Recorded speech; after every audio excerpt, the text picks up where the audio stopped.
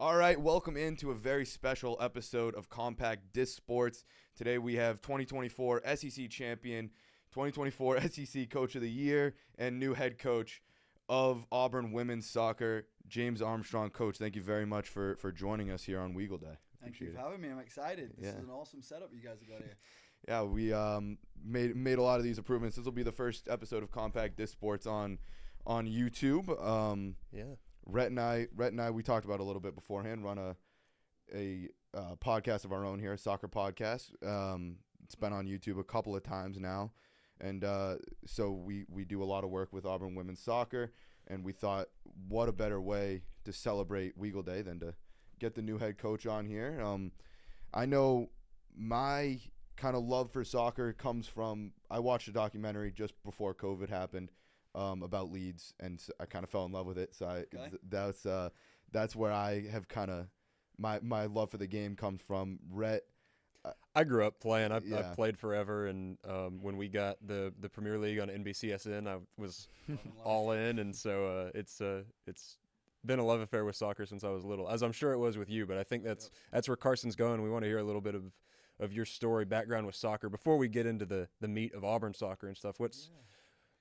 Where did it start? Soccer, obviously, growing up in England, soccer's everything. Soccer's life. So all my family played, since I remember. My first memories really were playing soccer. My dad used to take me out every single night to the local field and kick the ball around. And, I just never looked back. It's been a part of my life, and obviously still is. I say I'm blessed every day. My friends back home can't believe it, that I managed to do this for a living and get paid to do it. So from that standpoint, I played at a really young age, just not really organized at all. And then I got picked up by a scout who worked for Bradford City at the time. Okay.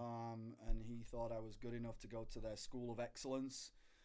So I did that from 9 to 15 years old, and that was obviously around the best players in our area. Unfortunately, I got cut from that when I was 15, and then played semi-professionally from then on. And I was really lucky, actually. I went to the University of Edinburgh in Scotland, and they had a professional coach there. He actually set the British transfer record as a defender at one time, and he was still playing. He was 36, but he was the one that really was the first coach that I saw run an organized practice. And we used to play university teams during the week, and then we played in the semi-professional league on a weekend, and that was probably the highest level that I played at. I spent a year over here, my sophomore year in North Carolina, Chapel Hill, and I wasn't NCAA eligible because obviously being paid to play back in England and Scotland. So I played on the club team there, and that was a lot of fun as well. So soccer's been a long-winded answer, but soccer's everything to me. Yeah. We love long-winded answers to simple questions. So when did you know kind of I want to be a coach? You mentioned seeing that first practice, like that real practice run at the University of Edinburgh. When did you know, like, okay, I can actually, first of all, I can do this for a living. Mm-hmm. Second of all, I want to do this for a living. So a friend of mine that I played with at UNC on the club team, he ended up working for U.S. Soccer Federation in Chicago.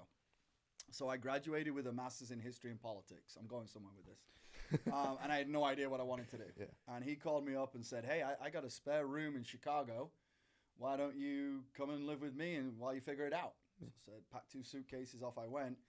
And it was probably like the third night, went to a dinner party there and met somebody who also worked for U.S. Soccer, but they were looking for an equipment manager. Yeah. So I went with the U16 boys national team, and that's when you first see like real coaching, right? Yeah. From that standpoint. And then I was fortunate enough to work with the U19 women's national team. And this sounds awful, but it's true. It's the first time that I'd seen women's soccer played properly, because growing up in England at that time, there wasn't anything, never mind coaches that are actually coaching these young ladies. And when I tell you, I mean, that team was unbelievable. They ended up winning the World Cup. I think 9 of them went to play for the full national team. That's where I met Coach Hopper. She was an assistant coach for that team. And I just looked at it and said, that's it. This is what I want to do. Equipment managing is great. It's fun. But this is my way in to be around the best coaches in the country best players in the country. I love the intensity by which the women played. And so at that point, I was like, that's what I'm going to do. That's going to be my career. Yeah, that's awesome. I mean, it's just been such it's awesome. I think working for Coach Hoppe here, and then you go and have the kind of success that you did at Mississippi State over a couple of years, and now you're back. I think that's just a fun progression there. Yeah, that's where I wanted to go with that. You mentioned Coach Hoppe, and we got to work with Coach Hoppe a little bit, and she was Auburn soccer. She is Auburn soccer, and you had been here before. Can you talk a little bit about one, following in those footsteps, but also what is it like coming back to Auburn years later? It's a different place, and teams in a whole different situation than it had been before. What are your expectations? Well, let's start with Coach Hoppe. Obviously, she took a chance on me. I'd only ever coached in the youth soccer setup till this point, right? So when I left U.S. Soccer in 2004 to 2013, I was coaching girls soccer in Austin, Texas. So for her to take a chance on me, relatively young still at the time, I knew I had to repay her faith. And I was really fortunate that she gave me a lot of responsibility, particularly on the recruiting front and the training side of things. And then, obviously being around her day in, day out, and the rest of the staff. Obviously, Coach Ben Madsen's still here doing a great job. It was every day I was so appreciative, because you got to remember, I've gone from doing 12 sessions a week with no facility, right? You're just out there on the field, to now having one team, strength coach, trainer, everything that you need to be successful is right there. So I'd like to think that I worked really hard in that role as assistant coach, and then got promoted to associate head coach. I think that was after the 2016 run, and just, learned everything about how to run a program. I think when you look at Coach Hoppe, the consistency that she had throughout her career in, rebuilding teams and still being successful, etc. So anybody that goes to Auburn, anybody that visits Auburn falls in love with Auburn, right? So coming back here was easy. We obviously have roots here, having got engaged here. My wife went back to school and graduated from Auburn. We got married at Moores Mill Country Club, had our only child here at East Alabama Medical Center. So there was always, the hope that if maybe it became available one day and they were interested in me, Auburn's a place where I'd love to raise my family and build on the success that Coach Hoppe enjoyed throughout her 23 years here, So I pinch myself every day. So you mentioned if it ever became open and if they were interested, you kind of make it difficult to not be interested in you as a head coach. You do what you did at Mississippi State. Yeah, I mean, last year I mentioned it, SEC champs, coach of the year, 10-0 in the conference, back-to-back Sweet 16 appearances. You ended their 15-year tournament drought when you first got there. How do you see, or what about you and your coaching style, your system maybe helped that along, and how do you see that kind of implementing itself here in Auburn? That's a really, really great question. A head coach is only as good as the people that are around him, right? Both in terms of player personnel, but staff. And it's not just your coaching staff, it's everybody that surrounds the program. They all have to be the best at their job, and they have to be bought in, and they have to feel an integral part of, the wins and the losses, etc., right? So it took a long time to build that at Mississippi State, but it went, progressed each year. And like you said, that first year it was so important for Mississippi State to, qualify for the SEC tournament, having never done it. And, we just kind of took one building block after building block, which eventually led to, the SEC championship. But I was really fortunate to work with great people, and so in terms of player personnel, the transfer portal became an integral part, but also we did a really good job of developing young talent. So it was a mixture of transfer portal, high school players, internationals, Americans, you name it. And it just was a really enjoyable experience. Obviously, coming to Auburn, I came here because I want to win more championships. Yeah. Not just SEC championships, NCAA tournament champions, you know, so that's the expectation of the Auburn fan base. And I'm sure it's the expectations of you know, John Cohen and the rest of his staff. So in order to do that, you've got to feel really good about the place you're recruiting to. Auburn is an incredible academic institution, and obviously in women's soccer, you're dealing with every player, you know, takes that very seriously. So that's the big thing there. Auburn, you know, in terms of enrollment, is at an all-time high. You know, Auburn is growing as an academic institution. People are desperate to come here. And then you look at the facilities, you look at the traditions, you look at the community. Who wouldn't want to play at Auburn? You know, and we don't need to get in the weeds of the post-house settlement, right? If indeed it does get passed, right, by Judge Wilkins. But Auburn has some really, really intelligent people that love Auburn, that are going to put them, you know, right at the forefront as we go into this really tricky potentially post-house world. So I've got a great staff right now. Once again, coaching staff, support staff, they're incredible. They're excited. They're hungry. The players, obviously, it's never easy, you know, when a coach retires, for them to embrace a new coach and develop that trust. But I can't say enough good things about, you know, the group that we have here at Auburn right now and how hard they've worked. And, you know, every coach has a different idea, a different philosophy, right? That's just the way coaching works. So, you know, there's been a lot of new things that I've brought in, but I'm sure there's some things that I learned from Coach Hopper that are familiar to them. Yeah. So I'd like to think they've enjoyed the challenge of this spring. We actually have our last training today.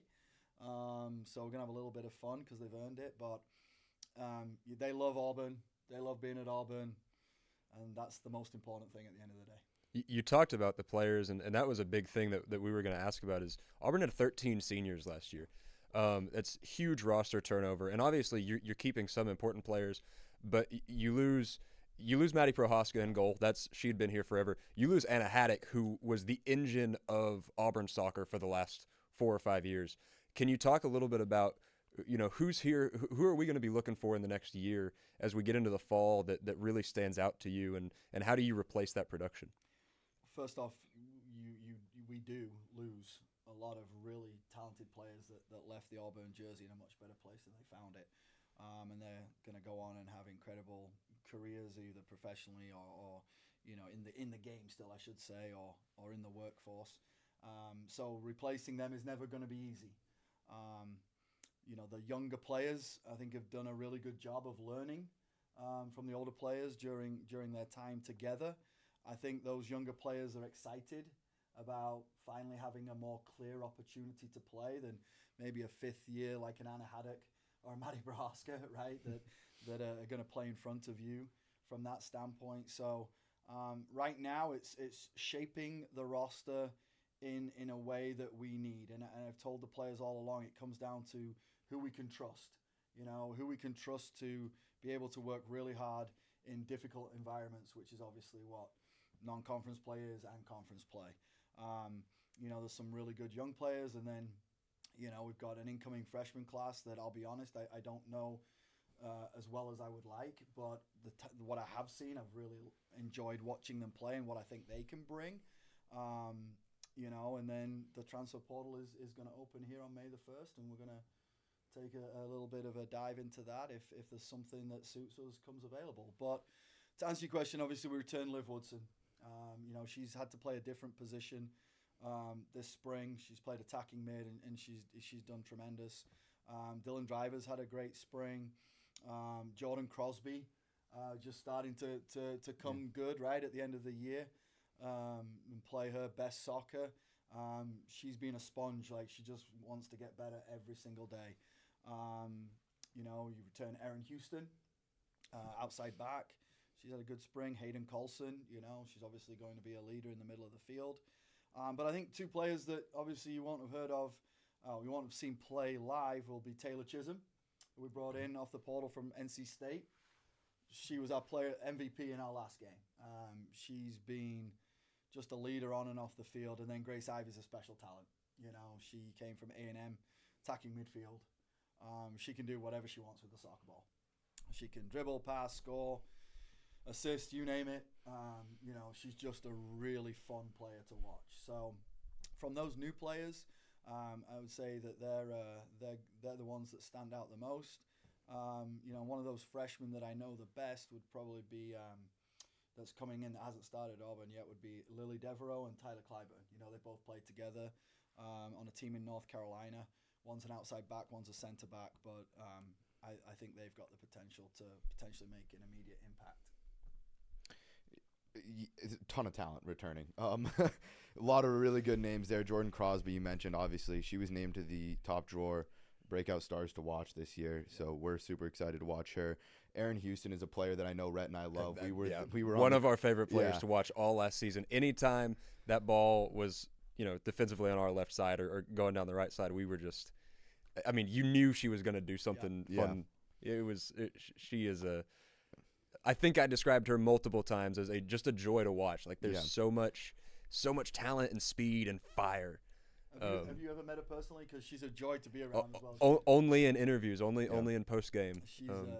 They're all tremendous young ladies, but Erin's kind of quiet and shy, but is kind of a little bit of a joker as well. Yeah, we joke with her. Let's put it that way. We were there last year for the win over FIU's first tournament win in a couple of years, and I think you could probably go back to listen to that game and it's about 30 minutes of us talking about Erin Houston and then a little bit of soccer mixed in there as well.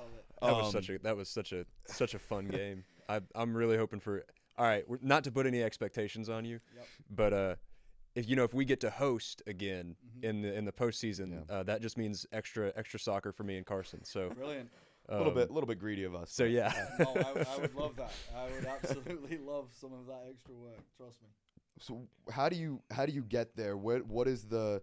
Obviously you can only do what you can do, right? So right now you're in the spring. You mentioned last training is today. That's all you can do right now.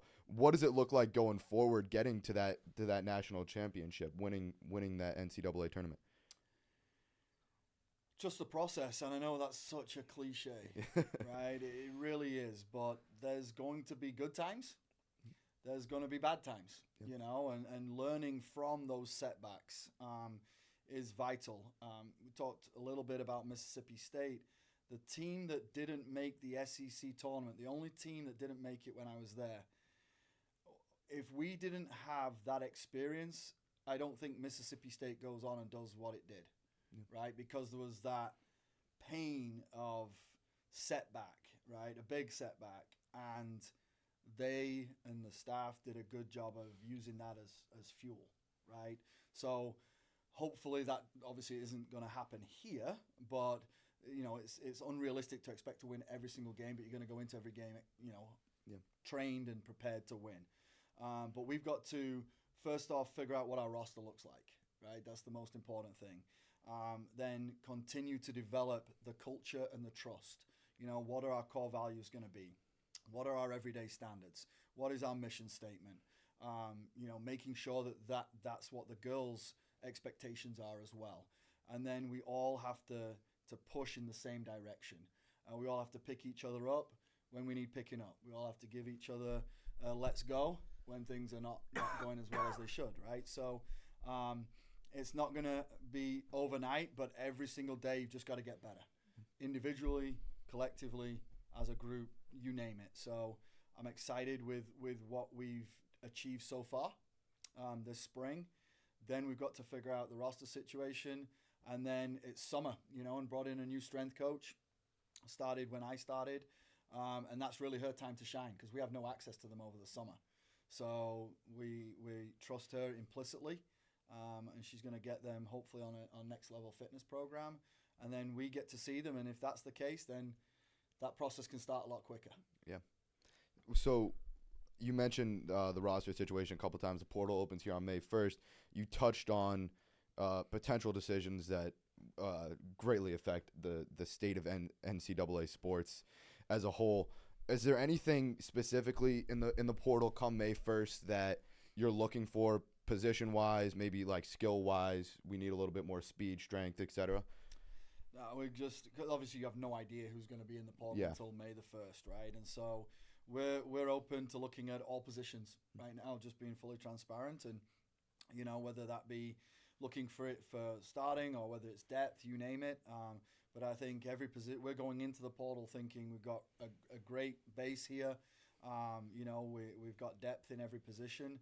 But, if something's out there that we feel can make us better, we're going to go after it. To go off of that and not to get too deep into the weeds because I don't want to get too far into tactics on just a show.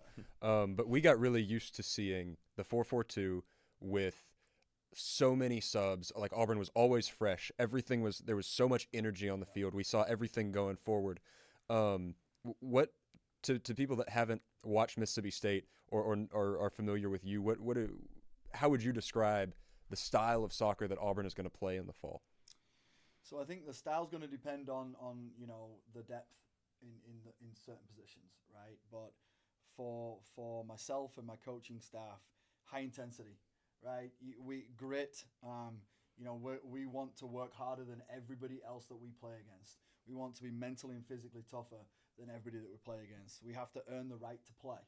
And then when we earn the right to play and we're in possession, how quickly can we go forward with quality? And if we can't, how good is our decision making to be patient in the attack?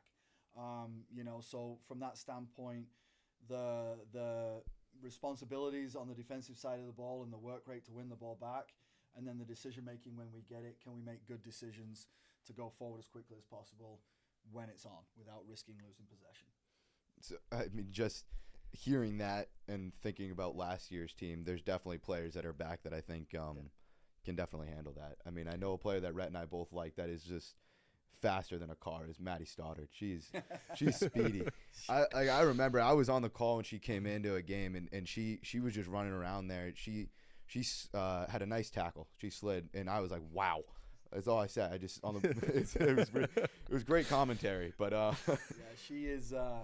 I'm comfortable saying that over 10 yards, she's the fastest player I've ever seen. Yeah, like live, and I've been around obviously a lot of really good players. She is obviously she's not the tallest player in the world. Yeah. But she plays like she's 6'8" tall. Like she just throws herself into things. So she's fearless. And she's really working hard on developing the soccer side of her game, and once again the tactical decision-making part. If she can work on that this summer, she has the potential to make an impact as well. This fall. I want to ask a question that is entirely off topic, okay. but I've been thinking about it this whole time.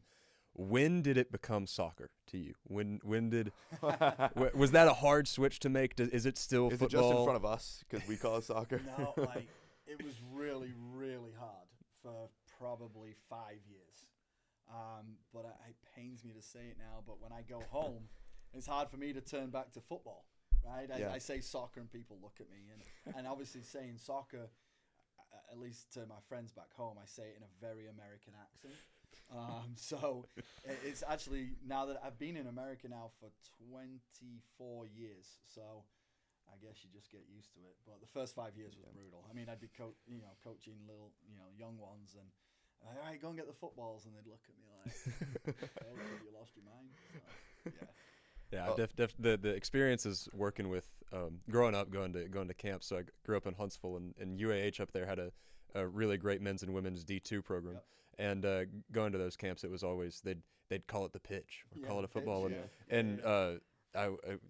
it's an adjustment. So that was very off topic, but I thought it was some fun personality stuff. I'm sure Carson's got some. Yeah, I mean, well, my favorite question to ask people, I have kind of two for you because we're talking about soccer.